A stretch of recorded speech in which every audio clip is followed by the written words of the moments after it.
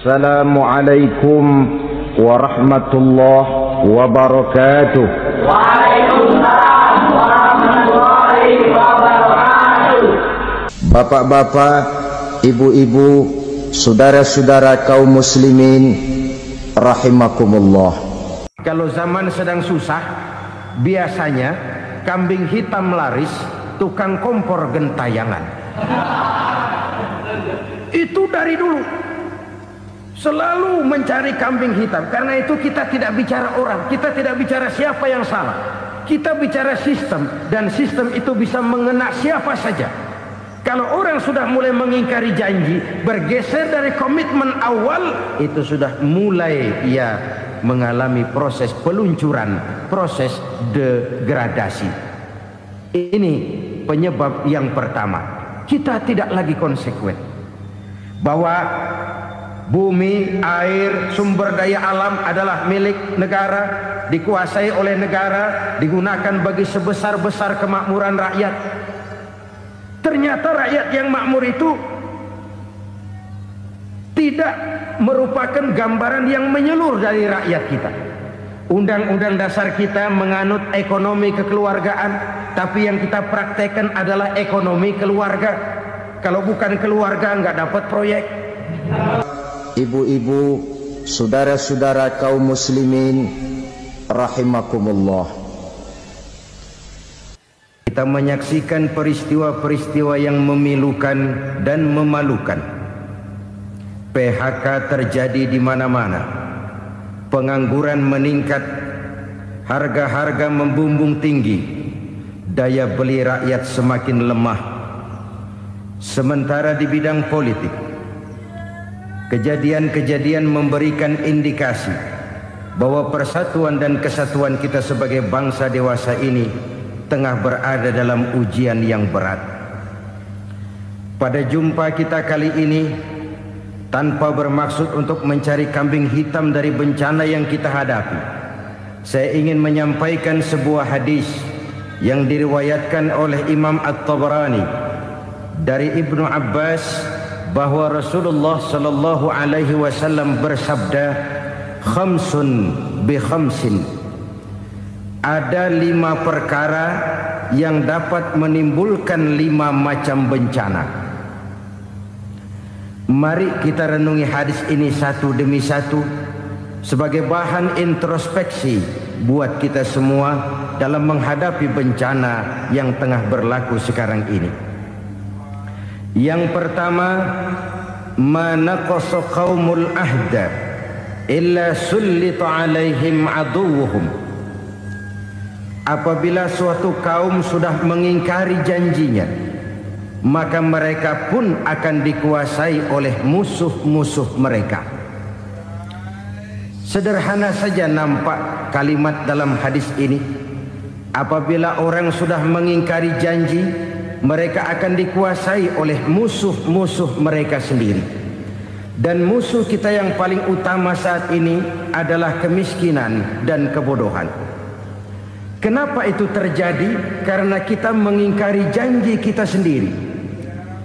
Di saat awal-awal berdirinya Orde Baru, kita pernah berjanji untuk melaksanakan Pancasila dan Undang-Undang Dasar 45 secara murni dan konsekuen. Kita berjanji bahwa kita akan menegakkan pemerintah yang bersih dan berwibawa. Itu semua pada permulaannya. Waktu demi waktu berjalan, kita lupa dengan janji yang kita ucapkan itu. Ketuhanan yang Maha Esa kita ucapkan, tapi kesetanan yang luar biasa yang kita lakukan. Kemanusiaan yang adil dan beradab yang kita dengungkan, tetapi kemanusiaan zalim dan biadab yang kita praktekkan. Sederhana saja saudara, hampir setiap pejabat pada posisi-posisi kunci, di awal-awal ia memangku jabatan itu, biasanya ia mengucapkan sumpah dengan lafaz demi Allah, bahwa dalam melaksanakan jabatan ini saya tidak akan menerima hadiah atau pemberian dalam bentuk apapun. Itu pada permulaannya. Lama-lama rupanya hadiah itu asik juga, mulai diterima. Lama-lama dirasa kurang, mulai menagih. Dan akhirnya terjadilah praktek yang disebut suap menyuap, semir menyemir, dan lain sebagainya. Kalau ini sudah menjadi kenyataan, bagaimana kita mau menegakkan pemerintah yang bersih dan berwibawa? Undang-Undang Dasar 45 menyatakan bahwa bumi, air, dan seluruh kekayaan negara dikelola oleh negara bagi sebesar-besar kemakmuran rakyat. Yang terjadi adalah bahwa kita merasa mewakili rakyat untuk menikmati harta dan kekayaan negara, sehingga rakyat banyak tidak bisa ikut menikmatinya. Menumpuklah harta itu sehingga terjadilah pepatah, gunung ditimbun, sumur digali. Yang kaya semakin kaya, yang miskin semakin terpuruk. Kita ingkar dengan janji yang kita ucapkan di awal-awal kita bergerak. Kita ingkar dengan janji pada saat kita mengatakannya dengan menyebut nama Allah, dengan mempertaruhkan nama Tuhan. Sehingga pada akhirnya jabatan pun mengalami tender. Sudah menjadi rahasia umum. Orang mau jadi lurah mesti mengeluarkan uang. Mau jadi camat mesti mengeluarkan uang. Mau jadi wali kota, bupati, bahkan gubernur, itu ada pasarannya. Secara logika, kalau orang memperoleh satu jabatan karena banyak mengeluarkan uang, tentu pada saat ia mengeluarkan uang, ia sudah punya pemikiran, modal pasti pulang, modal pasti kembali. Kalau orang memperoleh suatu jabatan karena banyak mengeluarkan uang, maka langkah pertama yang dia lakukan setelah memangku jabatan itu ialah bagaimana uang bisa kembali, bagaimana modal bisa pulang. Kalau modal sudah pulang, pikiran berikutnya bagaimana supaya dapat untung. Lalu kapan mau bekerja untuk kepentingan rakyat? Itu nomor 18. Kemudian kalau ada proyek-proyek besar, pertanyaannya ialah bukan apakah proyek ini bermanfaat bagi rakyat, apakah proyek ini layak untuk diteruskan, tetapi yang jadi pertanyaan paling utama ialah bagian saya berapa duit dari proyek ini. Kita bisa lihat proyek, mega proyek lahan 1 juta hektar di Kalimantan Tengah, triliunan rupiah, dan proyek itu gagal. SD Impres bulan ini diresmikan, bulan depan retak. Jembatan-jembatan bulan ini gunting pita, bulan depan runtuh.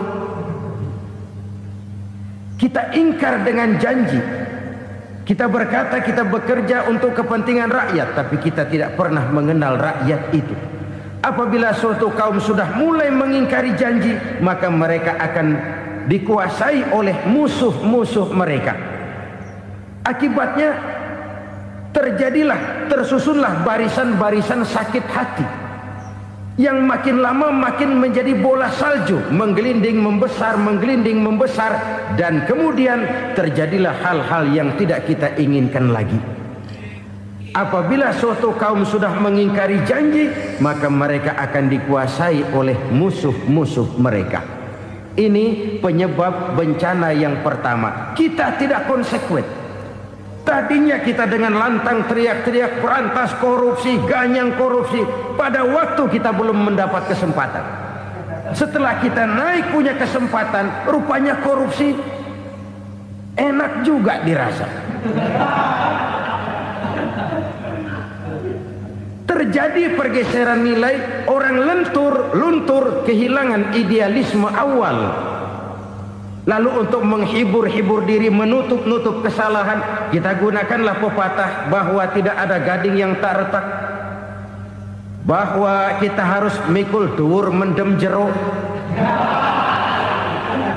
Itu semua cuma sebagai dalih agar kesalahan kita tidak dibicarakan orang lain. Padahal kita sendiri yang mengingkari janji. Kita yang keluar dari komitmen awal kita. Kita berjanji melaksanakan Pancasila dan Undang-Undang Dasar 45 dengan murni dan konsekuen. Kita berjanji untuk menegakkan pemerintah yang bersih dan berwibawa. Namun dalam kenyataannya itu tidak kita laksanakan dengan sebagaimana mestinya. Kita bergeser, kita mengalami proses degradasi, peluncuran nilai, dan akhirnya terbentuklah barisan-barisan sakit hati yang semakin lama semakin membesar itu. Kita harus introspeksi. Memang kalau zaman sedang susah, biasanya kambing hitam laris, tukang kompor gentayangan. Itu dari dulu selalu mencari kambing hitam. Karena itu kita tidak bicara orang, kita tidak bicara siapa yang salah, kita bicara sistem, dan sistem itu bisa mengena siapa saja. Kalau orang sudah mulai mengingkari janji, bergeser dari komitmen awal, itu sudah mulai ia mengalami proses peluncuran, proses degradasi. Ini penyebab yang pertama. Kita tidak lagi konsekuen bahwa bumi, air, sumber daya alam adalah milik negara, dikuasai oleh negara, digunakan bagi sebesar-besar kemakmuran rakyat. Ternyata rakyat yang makmur itu tidak merupakan gambaran yang menyeluruh dari rakyat kita. Undang-undang dasar kita menganut ekonomi kekeluargaan, tapi yang kita praktekkan adalah ekonomi keluarga. Kalau bukan keluarga nggak dapat proyek. Kalau bukan keluarga nggak dapat macam-macam. Kekeluargaan kita rubah menjadi keluarga. Timbullah penyakit nepotisme. Kita bergeser, kita ingkari janji, dan kita anggap kita atasnamakan rakyat. Rakyat cuma sekedar jadi address, rakyat cuma sekedar jadi alamat, tetapi kehidupan mereka tidak banyak berubah dan tidak banyak terangkat. Kaum muslimin rahimakumullah, ini penyakit yang pertama, penyebab bencana yang pertama. Yang kedua kata Nabi, wa ma hakamu bighairi ma anzalallah. Apabila hukum yang diterapkan sudah tidak lagi bersumber dari hukum Allah, illa fasya fihimul faqru, maka akan bertebaranlah kemiskinan di mana-mana. Ini artinya apa? Apabila hukum tinggal sebuah stempel, apabila hukum sudah diatur menurut kepentingan, apabila hukum sudah tidak lagi ditegakkan secara adil, maka kemiskinan merambah di mana-mana. Hukum diatur menurut selera orang yang sedang berkuasa, maka yang benar bisa jadi salah, yang salah bisa jadi benar. Hukum dalam kenyataan hidup berlaku seperti pisau. Pisau itu kan saudara lihat, yang namanya pisau dimanapun itu tajamnya ke bawah, ke atas tumpul. Kalau hukum itu, kalau untuk rakyat, hukum itu tajam bukan main, cepat sekali dilaksanakan. Tapi giliran menengah ke atas, yang gedean dikit berbuat salah, hukum tompul. Hukum pura-pura tidak dengar. Akibatnya terluka rasa keadilan rakyat. Satu kasus rakyat diam, dua kasus rakyat diam, tiga kasus rakyat diam, kasus terakumulasi di hati rakyat. Luka rasa keadilan, dan itu menjadi sumber bencana. Penjarahan, kita tidak setuju itu, tapi kita harus melihat kausalnya. Itu kan tidak berdiri sendiri. Itu kan karena terlukanya rasa keadilan rakyat, melihat kesempatan ini tidak merata. Kalau rakyat ini yang ngajukan kredit ke bank, walaupun jumlahnya cuma jutaan, ratusan ribu, susahnya 17 setan. Tapi ada orang-orang tertentu yang agunannya palsu, jaminannya palsu, bawa kata belece, bukan cuma miliaran, triliunan kredit bisa keluar. Terluka rasa keadilan, hilangnya kesempatan. Rakyat cuma dapat kesempitan, jarang dapat kesempatan.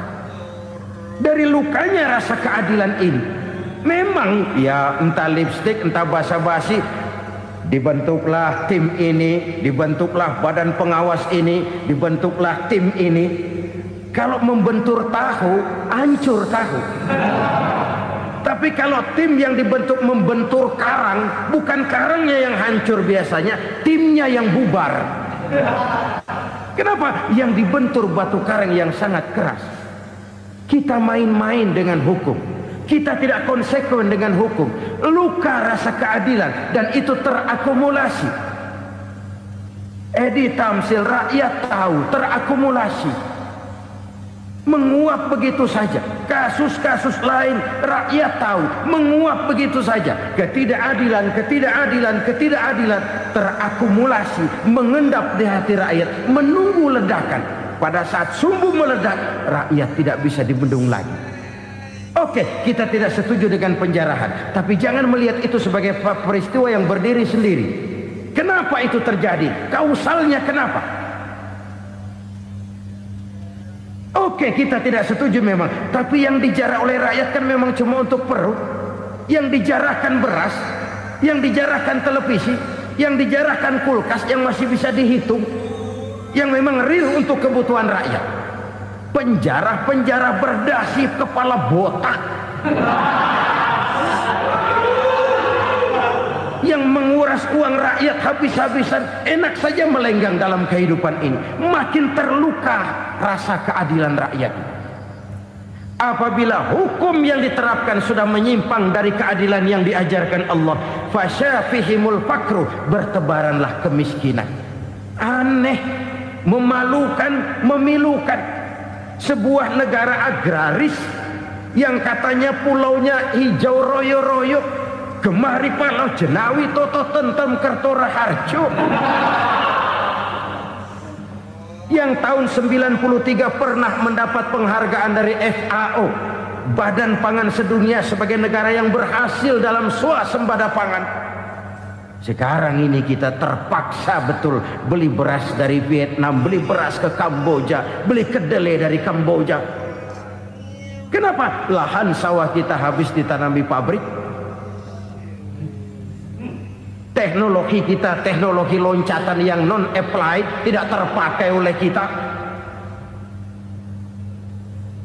Lantas lahan yang tidak bisa kita tanami, kita paksakan lahan-lahan gambut menjadi tanah pertanian yang subur dengan biaya triliunan, dan kita gagal. Kita cari jarum dan kapak hilang. Kita mau jadi negara industri dengan loncatan teknologi yang maju, kita lupakan pola pijak kita sebagai negara agraris, dan akhirnya kita kecolongan. Lihatlah dewasa ini. Rakyat kita antri sembako di mana-mana. Di sebuah negara agraris, ketidakadilan melahirkan kemiskinan. Kemiskinan moral dan kemiskinan material. Kemiskinan moral, rakyat nggak percaya lagi sama pejabat. Rakyat mengalami krisis figur. Orang, alah lu ngomong dah sama ember.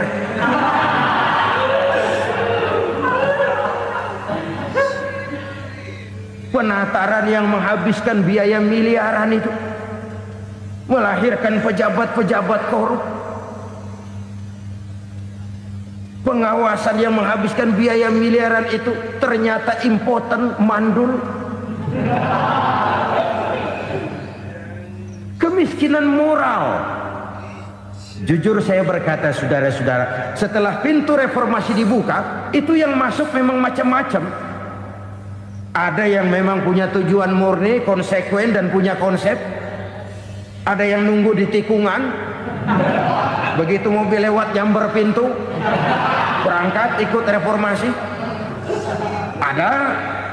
Ada yang memanfaatkan momentum, mumpung, untuk nyampein unek-unek, ngerti nggak, pokoknya ngomong. Sehingga keadaan semakin rancu, kebingungan semakin menjadi-jadi, masalah yang paling urgen tidak terselesaikan. Sekarang ini orang berpikir mendingan jadi pala ular daripada jadi buntut macan. Buntut macan memang hebat macan, tapi kalau buntutnya cuma ugel-ugel di belakang buat apa? Mendingan jadi pala ular, kecil juga nyaplok. Artinya, ya biar kecil juga kalau punya partai kan gagah. Lalu rame-rame bikin partai kayak bikin arisan. Orang makin mengalami dislokasi. Semua mau jadi pahlawan, semua mau nomor satu, semua ngomong. Iya kalau bidangnya, kalau bukan makin rancu. Marilah lewat kesempatan ini saya mengajak kita untuk tahu diri. Biarkan politisi ngomong politik, biarkan ekonom menata ekonomi, biarkan praktisi bicara soal hukum, biarkan rakyat munajat, istighfar, mohon pertolongan Allah. Tahu diri kita. Kalau memang ayam, kukuruyuk aja dah. Kalau memang kucing, ayo ngeong. Kalau kambing, silahkan ngembe. Udah tahu ayam, ngeong bunyinya.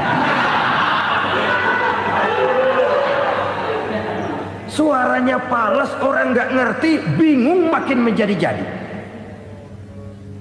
Ibarat kesebelasan sepak bola bangsa kita sekarang ini, rame-rame mau bikin gol, kiper ikut nyerang sekarang. Memilukan dan bahkan memalukan. Wa ma hakamu bighairi ma anzalallah illa fasha fihimul fakru. Kalau hukum yang diterapkan sudah menyimpang dari keadilan yang diajarkan Allah, bertebaranlah kemiskinan di mana-mana. Coba sekarang ini, yang punya duit bingung, apalagi yang kagak punya duit. Yang pengusaha gede ngeluh, apalagi yang pengusaha pas-pasan. Yang kagak punya beras, yang punya beras saja masih bingung, apalagi yang nggak punya beras. Ini sudah demikian merata. Dulu kita kagum mendengar konglomerat kelas buadak, kelas-kelas yang seakan-akan cuma ada dalam khayalan mereka, punya kekayaan miliaran dolar, triliunan. Sudahlah, seolah-olah nggak terjangkau sama kita. Weh, ternyata yang gede-gede itu juga gede utangnya.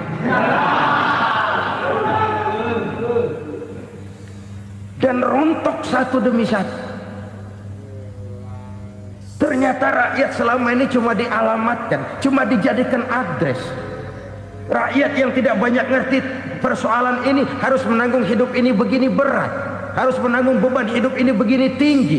Daya beli semakin lemah, semakin terpuruk dan terpuruk, sedang keadaan belum juga banyak berubah. Yang hutang sama luar negeri itu kan bukan rakyat kecil, Ciano. Yang banyak nyimpen dolar juga kan Ciano. Rakyat kecil bocah kampung mah jangankan nyimpen dolar, ngelihat juga tumben. Kemana kita mesti bercermin? Sekali lagi saya mengatakan, maaf, kita tidak bermaksud mencari kambing hitam. Karena itu kita tidak bicara orang, kita bicara sistem, kita bicara keadaan. Beginilah yang dikatakan Nabi, penyebab timbulnya bencana, hukum yang ditegakkan tidak lagi berorientasi kepada keadilan, tapi berorientasi kepada kepentingan. Akhirnya bentuk hukum seperti pisau, tajam ke bawah, tumpul ke atas. Hukum cuma buat rakyat kecil, tetapi kelompok menengah ke atas kadang-kadang kebal dari perlakuan hukum. Maka bertebaranlah kemiskinan. Iya, kemiskinan moral berupa lukanya rasa keadilan. Kalau rasa keadilan terluka, orang kan nunggu kesempatan, saudara. Iya, dia nggak bisa ngomong, iya dia nggak sanggup action, iya dia nggak bisa tunjuk rasa, tapi hatinya kan, kapan ada kesempatan, kapan ada waktu, tunggu. Hatinya mesti begitu. Sehingga begitu ada kesempatan, terjadilah hal-hal yang tidak terhindarkan. Dan itu ekses, bukan reformasi. Jangan seperti sebuah dialog saya dengan seorang abang beca. Saya bertanya, bang, ya, abang tahu nggak reformasi? Tahu. Ustaz, apa? Pembakaran. Terus penjarahan. Lalu perkosaan. Itu reformasi. Itu yang saya lihat. Nah, itu yang dia lihat. Saya tentu tidak menyalahkan abang beca kita, karena memang itu yang dia lihat dan sejauh itu wawasannya. Tapi ini indikasi bahwa banyak rakyat kita yang belum bisa menggunakan kebebasan secara bertanggung jawab. Padahal kebebasan tanpa tanggung jawab tirani. Sebuah contoh gampang-gampangan. Saya beli radio, saya setel di kamar saya, lalu saya bilang, ini radio gue. Yang beli gue, pakai duit gue setel di kamar gue, sekeras-kerasnya, gak ada urusan sama orang lain. Itu kata saya. Tetapi tetangga saya sebelah rumah kan boleh juga ngomong begitu. Kata tetangga saya, ini mata gue, yang ngantuk gue tidur di kamar gue, kenapa suara radio lu nyampe kemari? Artinya apa ini? Kebebasan saya nyetel radio dibatasi oleh kebebasan tetangga saya yang mau tidur. Tidak ada kebebasan mutlak. Kebebasan mutlak tanpa tanggung jawab kembali akan melahirkan tirani, kembali akan melahirkan pemaksaan kehendak. Dan itu lagi-lagi bukan demokrasi. Saudara-saudara kaum muslimin rahimakumullah. Ini penyakit yang kedua, lukanya rasa keadilan, terutama di kalangan rakyat kecil. Itu mengendap menjadi akumulasi dan menunggu giliran kapan bisa dimuntahkan. Dengan kata lain, rakyatnya udah banyak banget makan yang perutnya jadi enak, nyelam. Kapan nunggu muntahnya? Udah begini banyak akumulasi yang mereka pendam di perut ini, sehingga ketika terjadi kesempatan itu sudah tidak terkendalikan lagi. Kita out of control. Saya tidak mentolerir sikap-sikap kekerasan. Bahkan saya lebih cenderung bahwa kalau di rumah kita banyak tikusnya saja racuni, jangan rumah dibakar. Bahwa ada korupsi, ya, ada kolusi, memang ada nepotisme, tentu. Tetapi tikusnya saja racuni, jangan rumah dibakar. Masa mau ngusir tikus bakar rumah? Tikusnya lari, tikusnya selamat, rumahnya ewes-ewes.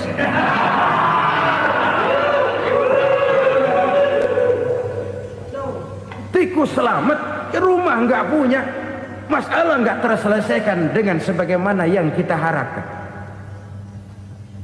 Kita sepakat ini negara hukum, dan di hadapan hukum semua manusia itu sama. Itu prinsip yang diajarkan Allah. Al-musawat bainan nas fi takalifil ahkam. Semua manusia sama dalam berhadapan dekat dengan hukum Allah Subhanahu wa taala. Kalau hukum sudah pandang bulu, itu jelas yang enak yang banyak bulunya. Siapa yang banyak bulunya? Monyet. Kalau hukum pandang bulu, monyet keenakan. Saudara-saudara kaum muslimin rahimakumullah, introspeksi. Mari kita bercermin bagaimana perjalanan hukum selama ini. Kalau introspeksi ini kita temukan, lalu ada upaya untuk memperbaiki diri.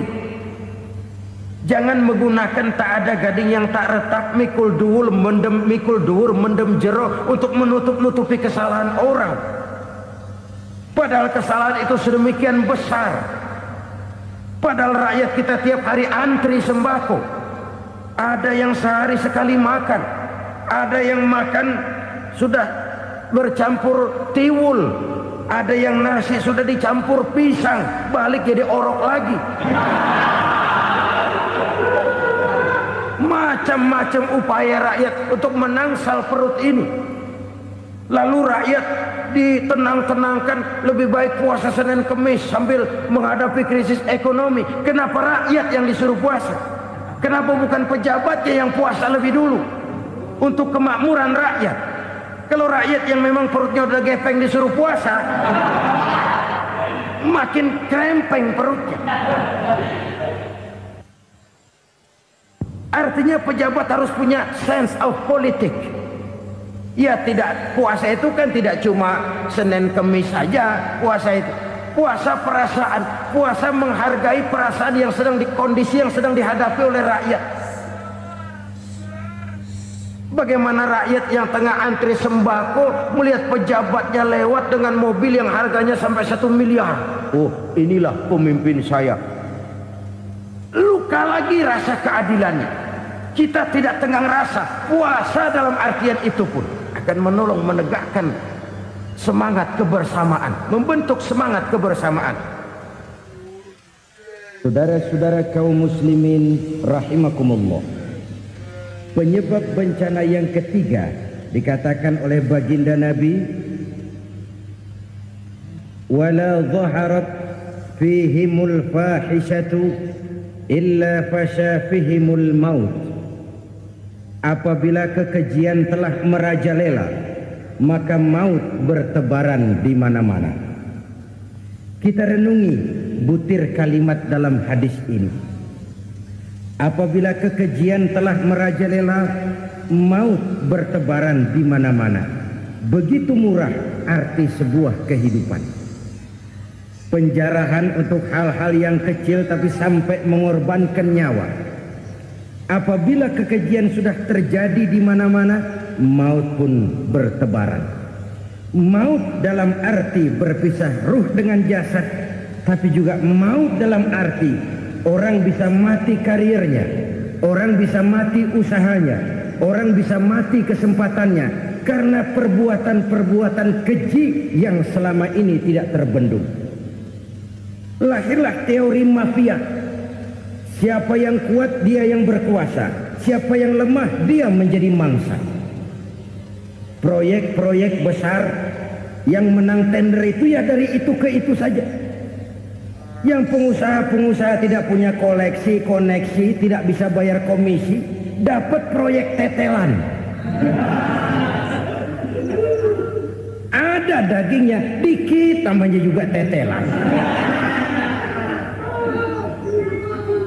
Dagingnya sudah habis disantap oleh meja. Sekian puluh meja dilalui, sekian puluh amplop dikeluarkan. Sehingga yang akhirnya ya tinggal tetelan itu tadi. Maka kualitas pekerjaan pun sudah bukan lagi jadi masalah. Demikianlah mafia-mafia ini bermunculan di mana-mana. Di pengadilan terkenallah mafia pengadilan. Hukum bisa dibeli, hukum bisa dipesan menurut kebutuhan sponsor. Mafia peradilan, mafia politik, mafia ekonomi, bahkan mafia agama yang menggunakan agama sebagai kedok, menggunakan agama sebagai dalih, menggunakan agama sebagai topeng untuk melancarkan maksud-maksud politiknya pun tidak tertutup kemungkinan. Apabila kekejian telah merajalela, maut bertebaran di mana-mana. Korupsi, kolusi, nepotisme itu bagian dari kekejian. Kita selama ini kalau mendengar maksiat, itu yang terbayang cuma judi, mabuk, zina. Ya itu maksiat. Tapi korupsi, kolusi, nepotisme itu juga maksiat dalam bentuk lain. Kalau ini sudah bertebaran, maka maut terjadi di mana-mana.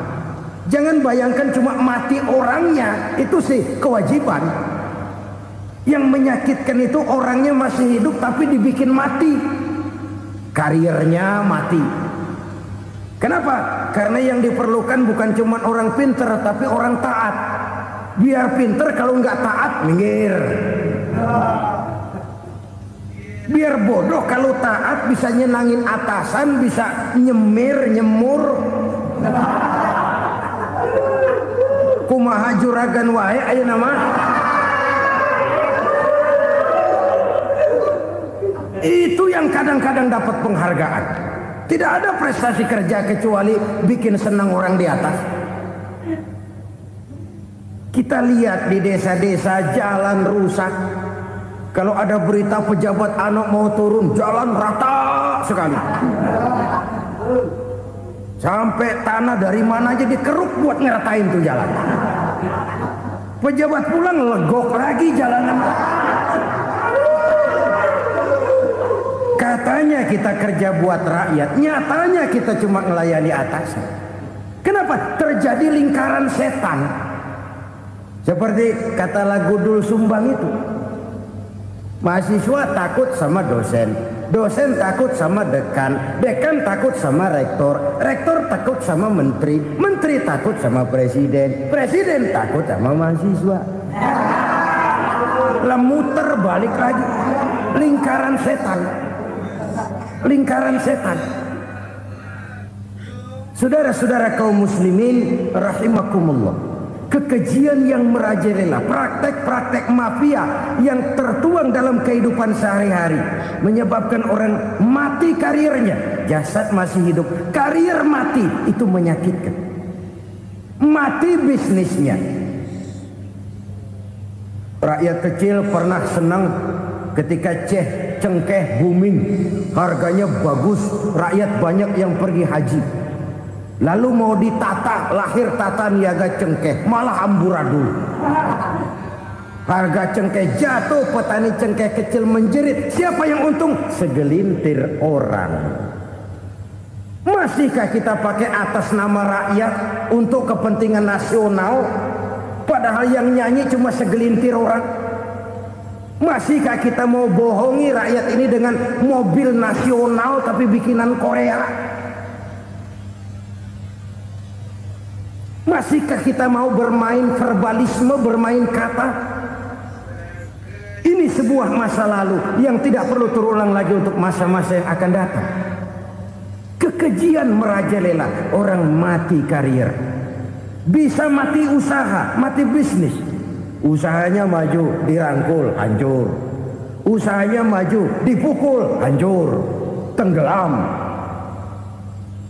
Bahkan yang memilukan dan memalukan, badan-badan usaha milik negara itu dikebiri sedemikian rupa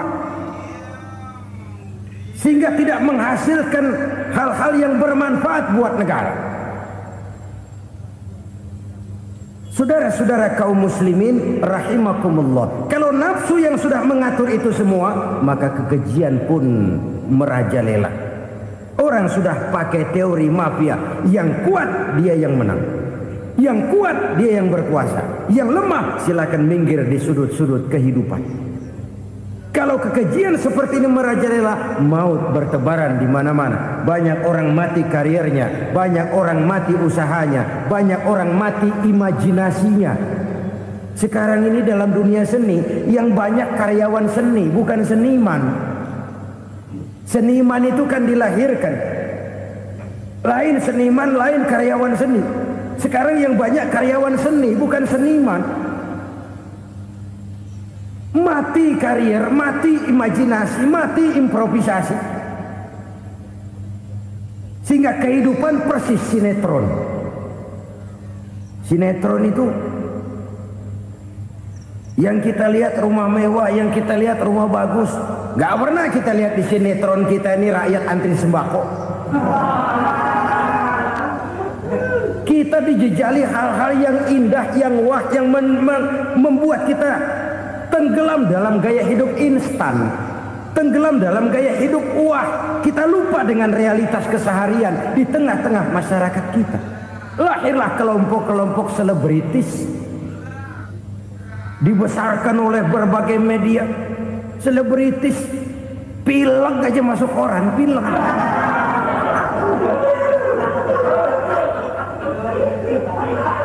Rakyat yang pingsan antri beras nggak masuk koran.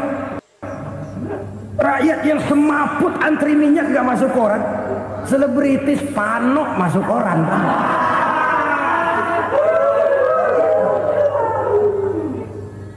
Kita besarkan hal-hal kecil, kita kecilkan hal-hal besar. Karena apa? Kita mengejar oplah, kita profit oriented, tidak lagi berorientasi kepada realitas hidup yang kita hadapi ini. Kalau kekejian sudah merajalela kata Nabi, maka maut bertebaran di mana-mana. Maut dalam artian maut, coba lihat sekarang begitu murah nyawa. Karena 1000 perak orang mau nusuk bunuh. Karena beras seliter orang khilaf, begitu murah kehidupan.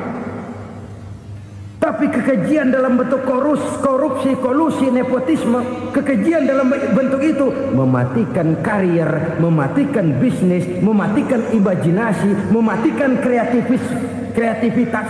Itu juga maut dalam bentuk lain akibat kekejaman lain. Ini penyebab yang ketiga. Yang keempat, penyebab bencana menurut baginda Rasul, wala tukhfiful mikyala illa muni'un nabat. Apabila timbangan sudah dicurangi, maka tercegahlah tumbuh-tumbuhan. Apabila timbangan sudah mulai curang, maka terjadilah musim paceklik. Apabila bisnis sudah bergaya mafia tadi itu, kecurangan-kecurangan terjadi, tender di balik pintu, yang dimenangkan cuma kelompok-kelompok yang bisa memberikan presentasi yang besar, muni'un nabat, terjadilah paceklik. Paceklik, panen gagal, wereng ya wereng, kemarau panjang it's okay, air sulit iya, tetapi kan semua itu ada yang ngatur. Kemarau ada yang ngatur, belalang itu ada yang ngatur, air itu juga ada yang ngatur. Yang ngatur itu yang serba maha. Kalau ia murka melihat kecurangan timbangan, Allah itu kalau murka kan gampang saja, tinggal komandoin balang, lang, hancurin tuh sawah. Konvoy belalang, konvoy. Allah tinggal ngutik angin El Nino, mampir lo ke Indonesia. Hujan nggak turun-turun, kemarau panjang. Jadi kalau musim kemarau kan namanya anginnya El Nino. Kalau musim hujan anginnya namanya La Nina. Cakep namanya, kejem orangnya. Saudara lihat Cina sekarang sedang kena La Nina, banjir besar, ribuan orang meninggal. Dia mah ribuan mati kagak berasa, rakyatnya miliaran. Bangladesh lagi ngalami La Nina, India lagi ngalami La Nina. Angin, hujan, kemarau, belalang itu kan ada yang ngendaliin. Kuncinya bukan di belalangnya, kuncinya bukan di peredaran matahari berputar, kuncinya di atas yang mengatur semua itu. Kalau timbangan sudah mulai curang, pengusaha sudah nggak mau jujur, apa enggak bikin perut jadi mual. Begitu rakyat antri sembako pingsan nggak dapat beras, sementara beras ditumpuk-tumpuk sampai membusuk. Kemana hati nuraninya? Kemana akal pikirannya?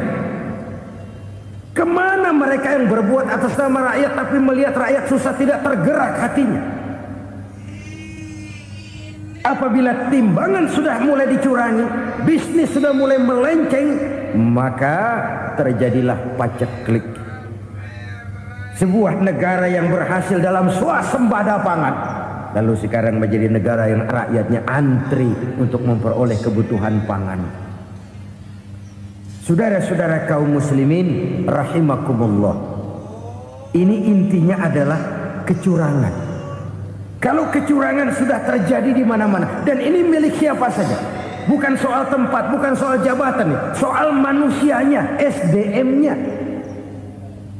Kecurangan tidak cuma terjadi di kantor, di masjid bisa terjadi kecurangan. Korupsi tidak hanya bisa terjadi di kantor, di madrasah bisa ada korupsi. Faktor manusianya, ini soal SDM. Kecurangan yang besar tentu besar lagi kerugiannya. Kecurangan yang kecil, kecurangan sehari-hari, pedagang-pedagang kecil ngurangi timbangan, barang yang buruk dikatakan baik, yang baik dikatakan buruk, itu merugikan perorangan. Kecurangan yang besar merugikan bangsa dalam bentuk total, dalam bentuk seutuhnya. Nah, kecurangan-kecurangan seperti ini rakyat kan lihat, rakyat kan tahu, dan itu kembali terakumulasi di sini, pegel. Dan jangan lupa, rakyat yang nggak ngomong itu, rakyat yang nggak bersuara itu, batinnya menjerit, jeritannya menggoncang aras, dan itu didengar Allah. Yadullah fauqal jamaah, kata Nabi, tangan Tuhan di atas orang banyak. Jeritan hati rakyat menggoncang aras. Rakyat yang terlalu banyak dizolimi, rakyat yang terlalu banyak dirugikan, ya rakyat yang terlalu banyak di atas namakan, menjerit batinnya, menggoncang aras, dan Allah bisa menggerakkan apa saja untuk membuat satu situasi. Allah bisa menggerakkan apa saja untuk membuat satu situasi. Saudara-saudara kaum muslimin rahimakumullah, ini faktor yang ketiga, timbulnya kecurangan. Faktor yang keempat maksud saya. Yang kelima, penyebab timbulnya bencana menurut baginda Nabi, wala muni'uz zakat wala muni'uz zakat illa hubbisa anhumul qatr. Apabila zakat enggan dibayar, maka tercegahlah qatrun. Qatrun ini kalau bahasa kita sembako. Maka tercegahlah kebutuhan-kebutuhan yang kita perlukan. Ini, kita tidak meragukan bahwa yang kita tuju adalah masyarakat yang adil dalam kemakmuran dan makmur dalam keadilan. Nah, antara kemakmuran dan keadilan ini memang sering tidak bisa berjalan seiring. Pada saat kemakmuran kita kejar, ekonomi kita pacu, ada nilai-nilai keadilan yang tertinggal. Pada saat nilai keadilan kita tegakkan benar-benar, ada unsur-unsur kemakmuran yang terabaikan. Oke, kita bisa mengatakan kasus. Oke, kita bisa mengatakan itu sebagian kecil. Tapi kalau sebagian kecil, lama-lama kan jadi sebagian besar. Oke, kita mengejar kemakmuran. Pertanyaannya, kemakmuran untuk siapa? Oke, kita berikan kelompok tertentu kue yang besar dengan harapan nanti dia bagiin kuenya kepada yang kecil-kecil. Tapi kenyataan, mereka yang dapat kue besar akhirnya malah lupa diri dan lupa daratan. Mau makin besar, malah memeras yang kecil-kecil ini. Sekarang kan yang kecil modali yang besar. Ramai-ramai buka bank, ternyata kamuflase. Uang banknya untuk kredit perusahaannya sendiri. Nasabahnya rakyat kecil. Artinya apa? Rakyat kecil disuruh modalin orang yang udah gede. Ini kan sambar geledek urusan.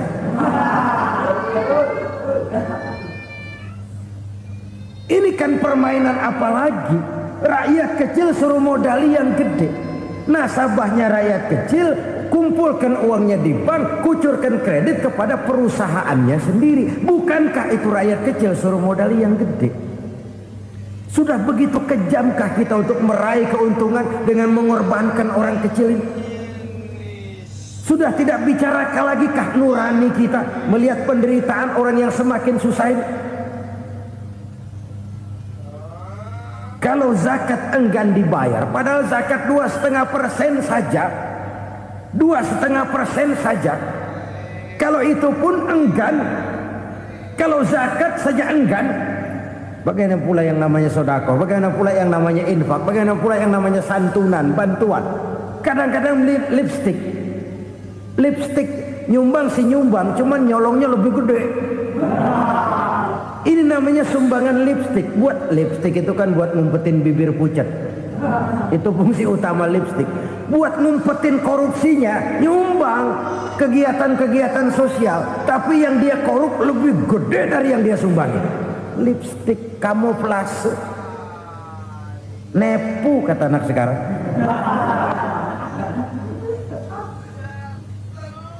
Saudara-saudara kaum muslimin rahimakumullah, demikian berat kewajiban zakat ini sampai di zaman Sayyidina Abu Bakar pernah keluar komando perangi orang yang enggan membayar zakat. Perangi, karena fungsi zakat adalah menjembatani antara si kaya dengan si miskin.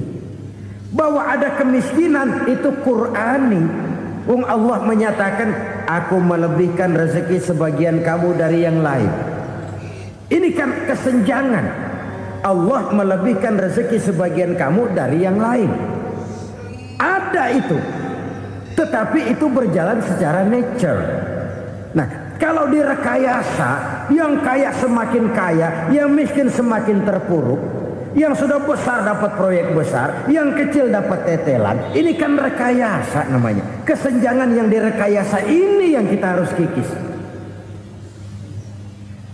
Nah, fungsi zakat menjembatani dari sisi sosial. Dari sisi pribadi, Nabi berpesan, zakku amwalakum biz zakat. Bersihkan hartamu dengan zakat.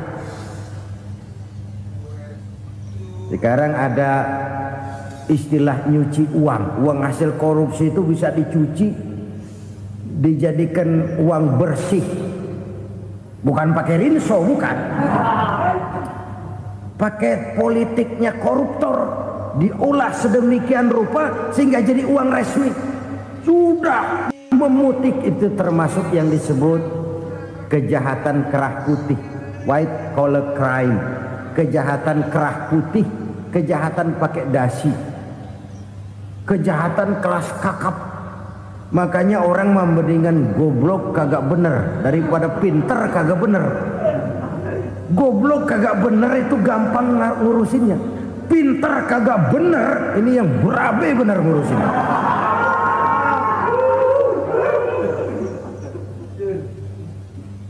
Kita bukan cuma perlu orang pinter kok di zaman sekarang. Kita perlu orang-orang bener yang punya komitmen, yang sesuai kata dan perbuatan, yang bisa merasakan apa yang dirasakan oleh rakyat, yang punya sense of politik yang tinggi, yang peka, yang penuh keterbukaan, yang punya wawasan dan pandangan jauh ke depan. Dari sisi pribadi, zakat itu membersihkan harta kita. Ya, dia tercampur dengan yang subuhat, dia bahkan mungkin tercampur dengan sedikit-sedikit yang haram. Itu zakku amwalakum biz zakat. Bersihkan hartamu dengan zakat itu. Pada sisi sosial ia menjembatani, pada sisi pribadi ia membersihkan harta kita. Karena itu kalau kita berdoa minta rezeki, syarat rezeki itu halalan thayyiban wasi'an. Nggak pernah kurang dari 3 itu. Halal, bagus, banyak. Halal, bagus, tapi sedikit, susah ngaturnya. Halal, banyak, tapi kurang bagus. Buat apaan? Bagus, banyak, tapi haram. Enggak ada artinya. Sebab kata Imamul Ghazali, kalau kau terlalu suka memakan makanan yang haram, dikunyah masuk ke dalam perut besar, digiling oleh perut besar, menghasilkan energi, menggerakkan sel-sel pembuluh saraf, kau juga akan cenderung berpikir yang haram. Kalau sudah cenderung berpikir yang haram, perbuatan pun akan mengarah kepada perbuatan-perbuatan yang haram. Dulu waktu kelompok Jimbaran 200 konglomerat Indonesia kumpul dihimbau supaya sekian persen kasih pengusaha-pengusaha lemah. Itu kan cuma sekedar belas kasihan, tidak banyak menolong keadaan. Dan bukan itu yang diperlukan pengusaha-pengusaha kecil. Yang diperlukan adalah berikan kami kesempatan seperti mereka dapat kesempatan. Berikan kami peluang seperti mereka juga dikasih peluang. Kalau cuma dikasih 100 juta, 200 juta hari ini, usaha kami nggak ada prospeknya, peluang kagak ada, kan sama juga bohong. Diceburin ke kali, disuruh berenang, tangan diikat, mendingan mampusin ketahuan. Ayo berenang, berlomba, tangan diikat, kaki diikat. Sama saja nyuruh mati. Jadi jangan kasih ikannya, kasih kailnya. Yang diperlukan pengusaha kecil menengah ke bawah itu bukan cuma sekedar belas kasih dari konglomerat-konglomerat besar. Berikan kami peluang seperti mereka juga dapat peluang. Berikan kami kesempatan seperti mereka dapat kesempatan. Berikan kami kredit dengan kemudahan seperti mereka juga kalau minta kredit begitu mudahnya. Menciptakan peluang dan kesempatan, pemerataan, bukan menciptakan manusia Indonesia dengan standar ekonomi yang sama. semua rumahnya harus sama, semua punya mobil. Itu sih kebersamaan bebek. Bebek, coba lihat bebek, satu ngalor semua, satu ngidul semua. Kebersamaan bukan itu. Kebersamaan adalah menciptakan peluang. Kalau yang kaya bisa semakin kaya, kenapa yang miskin tidak bisa ikut naik jadi sedikit kaya? Kalau pengusaha yang sudah kuat bisa bertambah menjadi kuat dengan proyek mega proyek, kenapa yang menengah tidak bisa ikut menjadi kuat? Dan kenapa kekejian itu merajalela? Kita dengar lewat berita-berita PLN tekor, PLN hutang. Kenapa? Dia beli listrik dari swasta yang belinya lebih mahal daripada penjualannya. Artinya dia beli itu listrik dari perusahaan listrik swasta, dia jual kepada rakyat lagi. Harga jualnya lebih murah daripada dia beli kepada swasta. Kenapa? Ada tekanan lagi tuh. Biasa siklus lagi. Hukum Boyle. Atas neken, paling bawah gepeng. Ya kita nih rakyat kecil, emang nasibnya gepeng terus. Saudara-saudara kaum muslimin rahimakumullah, dari 5 penyebab bencana ini kita ambil kesimpulan untuk sebuah renungan dan introspeksi kita bersama. Pertama, mengingkari janji, padahal janji itu yang lebih tinggi nilainya adalah di hadapan Allah Subhanahu wa taala. Baik wakil-wakil rakyat di parlemen maupun pemimpin-pemimpin rakyat di dalam kabinet, apabila memangku suatu jabatan, selalu mereka mengawali dengan sumpah, dan sumpah itu dimulai dengan demi Allah. Sadarkah kita pada saat itu kita ucapkan bahwa kita sudah mempertaruhkan Allah untuk jabatan yang kita pegang? Kita sudah mempertaruhkan nama Allah untuk posisi yang dipercayakan kepada kita. Sadarkah kita bahwa menyia-nyiakan itu satu dosa yang sangat besar, yang tidak hanya kepada Allah tetapi juga kepada rakyat yang kita wakili, kepada rakyat yang kita pimpin. Cukuplah sudah rakyat dijadikan adres, umat dijadikan alamat sebagai numpang. Marilah kita kembali kepada komitmen awal dengan jujur kepada janji kita sendiri. Lalu yang kedua, kekejian, baik berupa korupsi, kolusi, nepotisme, dan perbuatan-perbuatan lain akan melahirkan kemiskinan. Kekurangan pangan bukan satu-satunya yang menyebabkan rakyat menderita. Lukanya rasa keadilan terakumulasi di hati rakyat, dan jeritan hati rakyat mengguncang aras. Kalau Allah murka, Allah bisa melakukan apa saja untuk menciptakan suatu kondisi. Faktor yang ketiga adalah praktek mafia menebarkan maut, baik orang yang mati jasad dan rohaninya maupun orang yang mati karirnya, mati kejujurannya, mati usahanya, mati imajinasinya. Hilang kreativitas kita sebagai bangsa. Faktor yang keempat, kecurangan-kecurangan di bidang usaha, di bidang tender, mengandalkan menjual kekuasaan. Dan memang repot kalau penguasa jadi pengusaha. Mau atau tidak mau, kebijakan-kebijakan kekuasaannya akan memperkuat jaring-jaring usahanya. Dan pada saat itu objektivitas sulit ditemukan lagi. Lalu yang kelima, keengganan membayar zakat, menumpuknya kekayaan negara pada kelompok-kelompok tertentu. Ini akan melahirkan paceklik yang berkepanjangan. Menumpuknya kekayaan dan harta negara pada kelompok-kelompok tertentu akan melahirkan paceklik dan kemiskinan yang berkepanjangan. Marilah kita sadar, marilah kita merenung bahwa keengganan kita membayar zakat, menciptakan pemerataan, pada akhirnya akan menjadi musibah buat kita semua. Saudara-saudara kaum muslimin rahimakumullah, Sekian dulu jumpa kita kali ini. Mudah-mudahan yang saya sampaikan dari hadis riwayat Imam Tabrani ini menjadi bahan introspeksi buat kita semua. Tidak akan seorang muslim jatuh dua kali di tempat yang sama.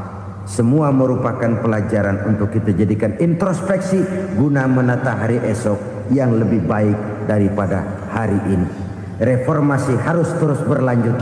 Tidak bisa dan tidak perlu dikendalikan, tapi harus tetap dengan landasan akhlakul karimah sesuai dengan budaya kita sebagai bangsa. Terima kasih atas perhatian saudara. Mohon maaf atas segala kekurangan. Jumpa lagi lain kesempatan.